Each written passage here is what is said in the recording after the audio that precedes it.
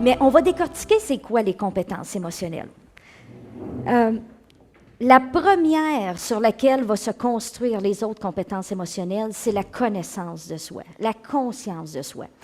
Connaissance et conscience, qu'est-ce que ça veut dire?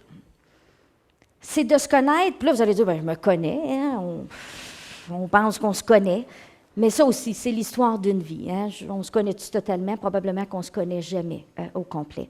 Mais il y a des gens qui se connaissent encore moins que d'autres. La connaissance de soi, c'est relié à connaître ses forces, ses faiblesses, dans quoi je suis bon, dans quoi je suis moins bon. Hein. Pour un leader, de savoir, ou un chef d'entreprise, on l'a dit tantôt, savoir s'entourer de personnes plus compétentes, il faut d'abord que je sache que je suis incompétente dans quelque chose. Mais c'est aussi de connaître ses valeurs. Qu'est-ce que vous trouvez important dans votre vie?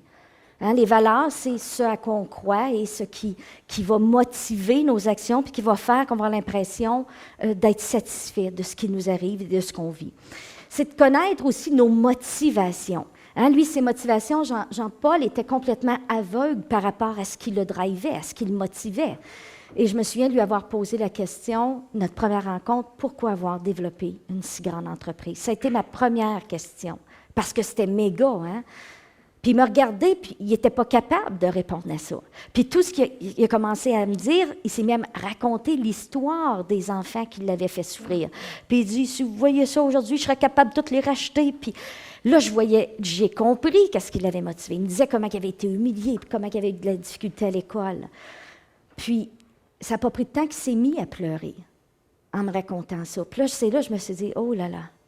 Ce n'est pas un homme d'affaires que j'ai là devant moi, mais c'est un enfant de 7 ans hein, qui est blessé profondément.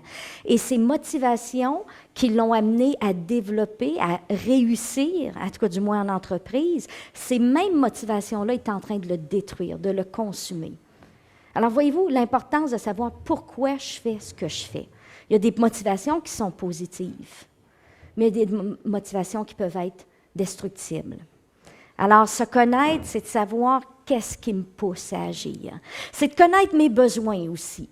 Hein, comme quelqu'un disait à la table, on a dit tantôt qu'un bon leader, c'était capable d'écouter, mais ça doit aussi s'écouter. Hein, lui, ça faisait longtemps que son corps, il disait « ça ne va plus du tout », mais il ne s'écoutait pas.